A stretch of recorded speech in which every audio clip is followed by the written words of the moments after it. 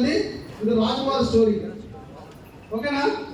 So ఈ స్టోరీతో మనం meeting close చేస్తున్నాం. స్టోరీ ఏంటంటే, మహారాజు తెలుసు కదా, రాజులు. సో రాజు గారికి బోర్డు ఆస్తి ఉందంట, బట్ అలాగే ఒక అందమైన అమ్మాయి ఉందంట.